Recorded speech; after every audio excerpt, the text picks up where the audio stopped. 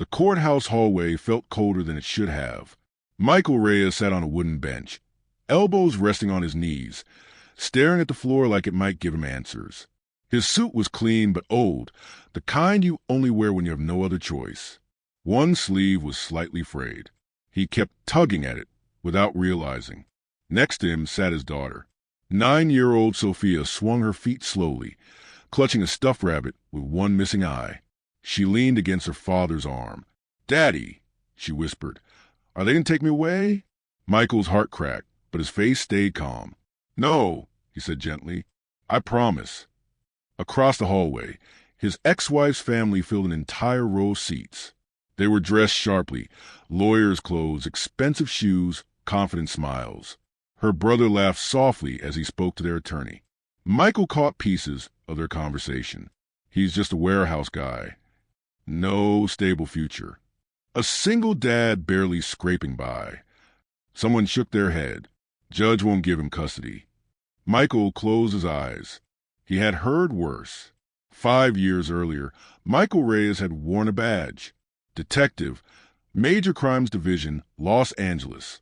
He had been good, too good.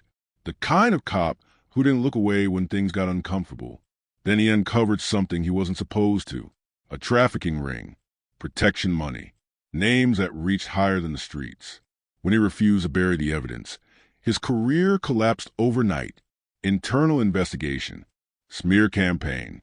Forced resignation. His wife, Anna, couldn't handle the pressure. The threats. The silence. She left. And a year later, she overdosed. Michael became a single dad with a past no one wanted to hear about. Case of Reyes versus Reyes. The clerk called. Michael stood, squeezing Sophia's hand. They entered the courtroom. The judge, a woman in her late 50s with sharp eyes, scanned the room. Her gaze lingered on Michael just a moment longer than necessary. Anna's attorney stood first.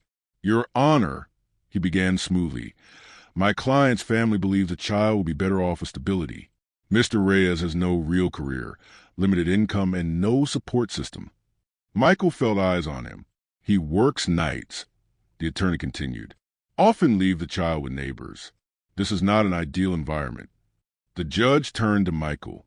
"Mr. Reyes," she said, "what do you do for a living?" Michael swallowed. "I work security at a distribution center. Overnight shift." The attorney smirked. "And before that?" Michael hesitated. "I was a police detective." The courtroom murmured. The attorney pounced. "Was?" "Yes," Michael said quietly. "Was." "And why did that end?" the attorney asked. Michael looked at Sophia. "I refuse to lie." A few people chuckled. The judge raised an eyebrow. "That's quite a statement." "I can explain," Michael said. The attorney cut in. "No need, Your Honor. The records show misconduct allegations and termination." Michael's jaw tightened, but he stayed silent. Then the judge did something unexpected. She leaned forward. "Detective Reyes," she said slowly. Michael looked up. "I asked why you left the force," she continued. "Not what the paperwork says." The room went still. Michael took a breath. "I uncovered a criminal operation involving protected individuals," he said. "I submitted evidence. It disappeared. When I refused to drop it, I was removed." The attorney laughed. "Conspiracy theories don't make good parents." Sophia's fingers tightened around Michael's. The judge stared at him for a long moment. "Mr. Reyes," she said, "do you have any proof?" Michael shook his head. "Not anymore." The judge nodded. "Very well." She tapped her pen. "We will recess for 15 minutes." Gasps rippled through the courtroom. Outside, Michael paced. He knew this look, this pause. It usually meant bad news. Sophia tugged his hand. "Daddy, did you do something wrong?" Michael knelt.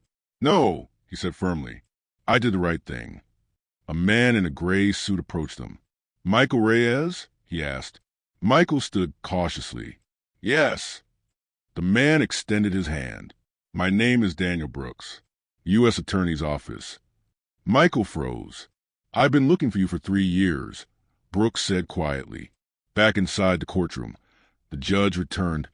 followed by two men in suits. The room buzzed with confusion. The judge cleared her throat. "Before we proceed," she said, "new information has come to my attention."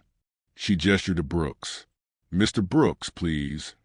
The U.S. attorney stepped forward. "Your Honor," he said, "Detective Michael Reyes was the original whistleblower in an ongoing federal investigation." The courtroom exploded into whispers. The evidence he submitted years ago was buried. Brooks continued. "We recently recovered it." Anna's attorney went pale. "Those allegations against Mr. Reyes?" Brooks said, "Fabricated." Michael felt dizzy. "We are making arrests this week," Brooks added. "Some already made."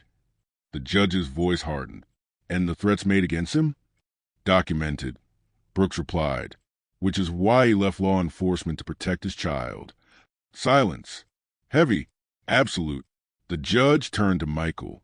"You gave up your career to keep your daughter safe," she said. Michael nodded, tears burning. "Yes, Your Honor."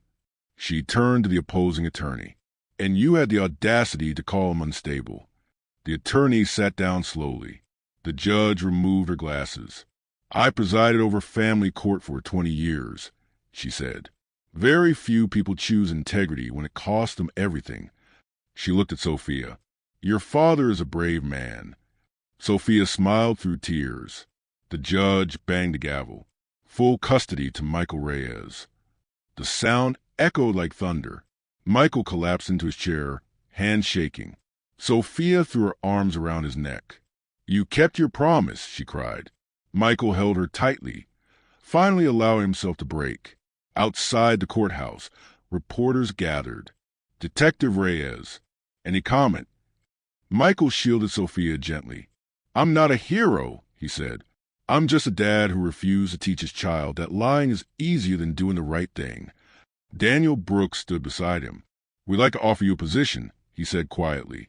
"Consultant, when you're ready." Michael nodded. "I'll think about it." That night, Michael tucked Sophia into bed. "Daddy," she said sleepily, "are we safe now?" Michael kissed her forehead. "Yes," he said. "We always were." She smiled. "I like that you never gave up." Michael turned off the light, standing in the doorway a moment longer. For years, the world had called him a failure, a broken cop, a struggling single dad. But tonight, justice spoke, and his daughter would grow up knowing that her father stood tall, even when standing cost him everything.